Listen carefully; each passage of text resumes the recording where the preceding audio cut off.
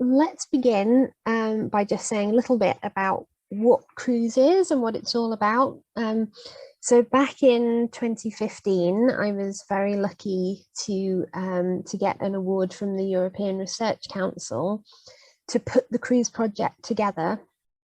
And this was all based on a proposal that I'd put together that was about studying early writing systems in some kind of new and varied ways.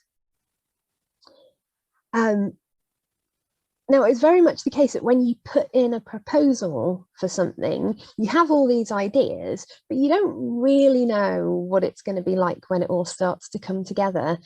And actually, the journey from there to here has been really very wonderful because, you know, so much has happened that I didn't really plan. A project like this is very much about the people who work on it as well. And I've been very lucky to have a wonderful team and also to have input from lots of friends and colleagues around the world as well.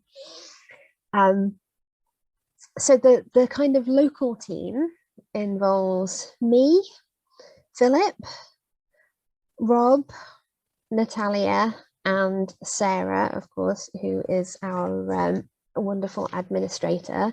We wouldn't get anything done without her. Okay, here is a kind of overview of what each of us have been working on, and the sort of core project team, as it were. So cruise is about context of and relations between early writing systems. That was where the acronym came from. And the idea was always that we would be sort of concentrated around, I'll just show you the map slide, concentrated around this sort of eastern area of the Mediterranean, looking at a period, so roughly the sort of second and first millennia BC, so a period not at the very outset of writing, but at a time when writing is kind of getting to be all around different areas of this Eastern Mediterranean region, when there are different societies using writing, high levels of contact, and lots of very interesting phenomena to look at. So I have been mainly focused on the syllabic writing systems of the Bronze Age Aegean, and have been sort of trying to approach them from a sort of holistic point of view, which I will explain more about in my paper, so I won't go on about that now. Natalia joined us as a PhD student. She is now Dr. Natalia, so she's been right through the process of getting her PhD, and in fact her monograph is now out since a few months ago. I'll come back to publications shortly. And she was working on the development of the early regional Greek alphabets.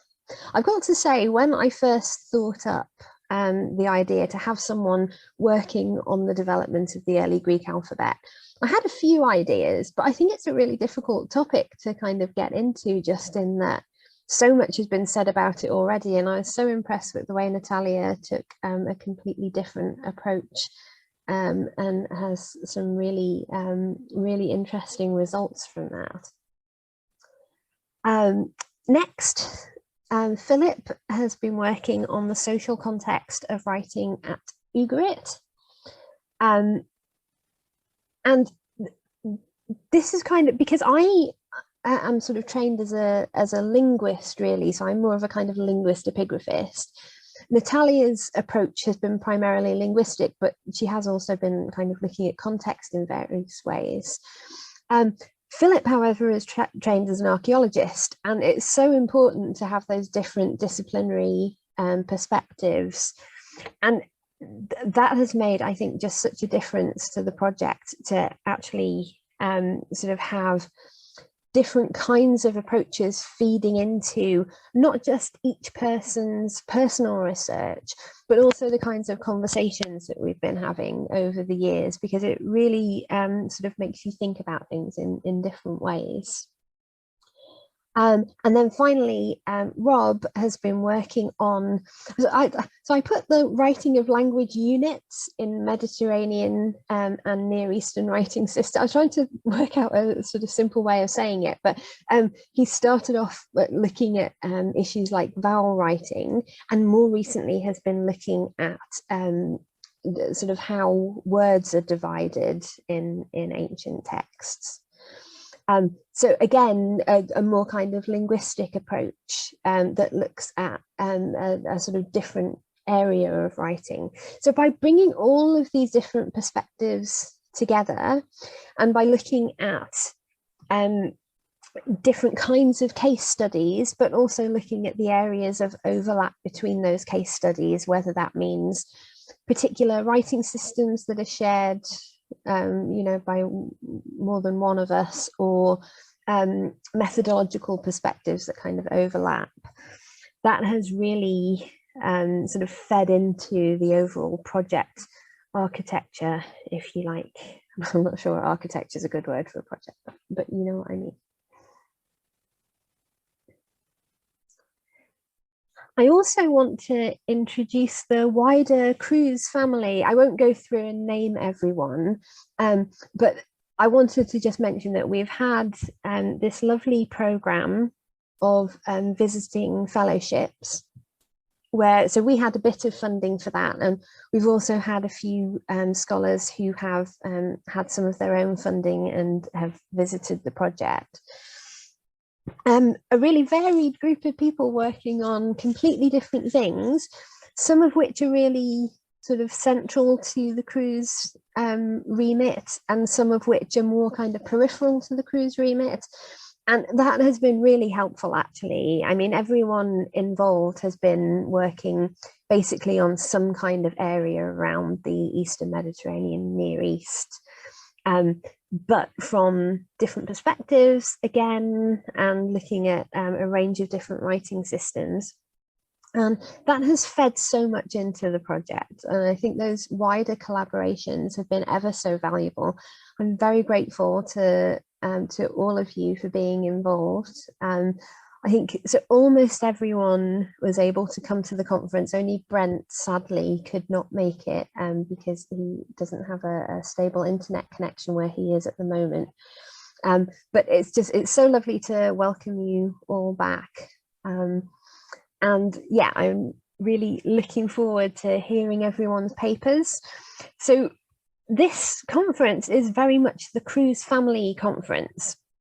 So instead of putting out a call for papers, which would have been really fun, but would have resulted in a much larger number of papers, we thought we would just concentrate on the kind of cruise core research team and the cruise family group, and to sort of show you what this wider kind of cruise family research involves, and kind of what has been going on, and what we've all been working on.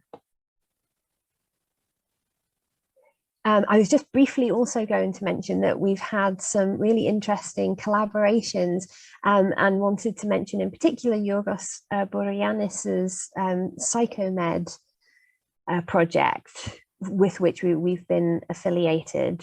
It's really, really interesting to work on that. So it's often not just a sort of one-way flow of ideas. It's a kind of multi-way flow of ideas, and it's very nice to have these sort of wider collaborations. I also just wanted to say a little bit about sort of what we've come up with at Cruise. So we have a a project website, which we set up quite early on, and which has kind of gone from strength to strength. at the beginning, I suppose I just had an idea that we would have some articles on there and that kind of thing. It'd be a place for making information about ancient writing systems a little bit more accessible.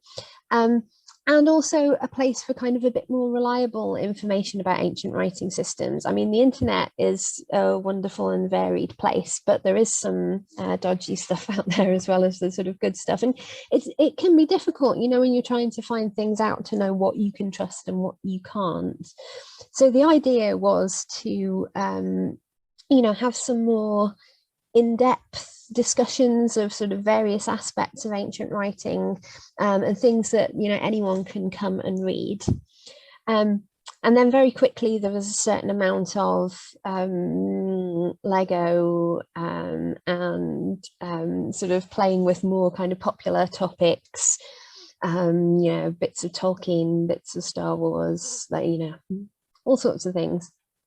So it's turned into a very varied website with lots of different articles that you can have a look at. I'm still particularly proud of my my recreation of the archives complex at Pylos in Lego, which is what you can see in the bottom left here. We also, back in 2018, had a wonderful opportunity to collaborate with our colleagues at the Fitzwilliam Museum and at the British Museum. And at the Fitzwilliam, we had a sort of little display of ancient writing. This was made up from objects, some of which are from the Fitzwilliam's collection, some are from the British Museum's collection. And I very much have to thank Anastasia Christofilipoulou for putting this all together. She was absolutely wonderful. And also Thomas Kiley at the British Museum, who made it possible.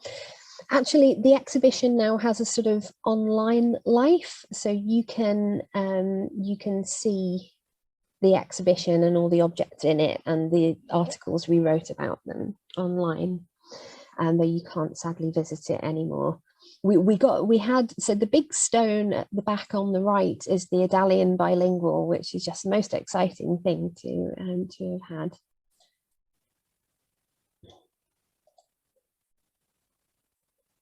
Now, I see that that Nick mentioned the cookies in the chat.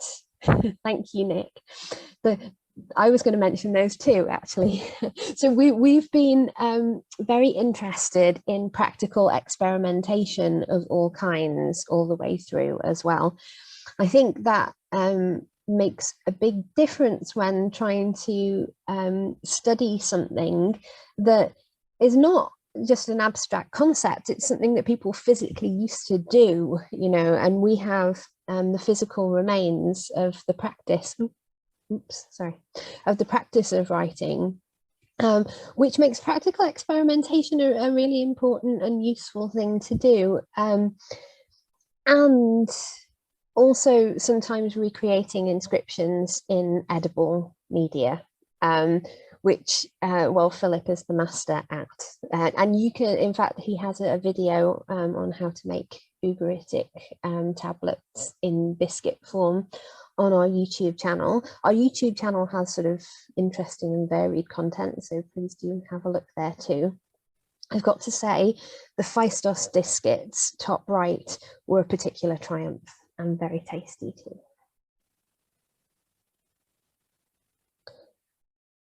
We also had a chance to produce some materials that are aimed at primary education, so specifically aimed at that sort of key stage 2. And that was really good fun as well, actually. It's sort of translating some of the basics of our work on ancient writing systems into resources that can actually be used in the classroom. And in fact, we've had feedback from all around the world from educators at different stages in primary, secondary and tertiary education who have been using the cruise website to kind of inform their teaching and so on. And it's been really lovely to get all of that feedback. Actually, it really is around the world as well. It's really been quite amazing and very much fun to kind of hear more about what people have been doing with our resources. Before I finish, I know I'm in danger of running over into my own paper, but never mind. I wanted to make sure that I mention our publications. Now, if you have a look at the website, perhaps someone could put a link to the website in the chat, if that would be okay. I can't do it right now because I've got the presentation full screen, but if someone could put a link to the cruise website in the chat, that would be really handy, just in case anyone doesn't have it. I bet you all do. But yeah, just to have a look. But if you have a look at the cruise publications tab, so you can kind of click on publications at the top of the website, what you will find is a set of our publications that have been produced under the project.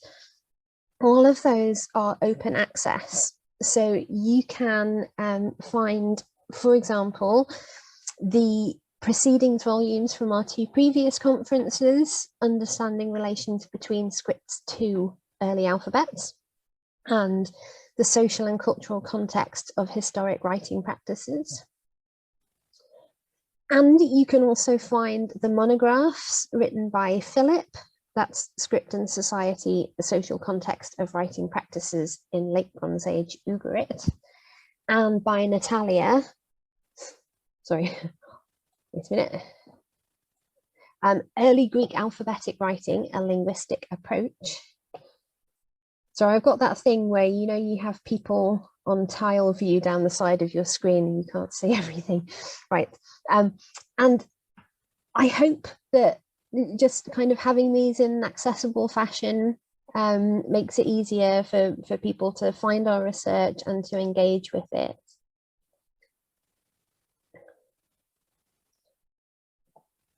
And it's very nice actually being sponsored by a body like the European Research Council, which has very good values in terms of making research open, and that forces us to make sure that there is open access to everything we do. I think that's a very good thing. Now, I think that's all that I was going to say for now. So it just remains to tell you to enjoy the conference.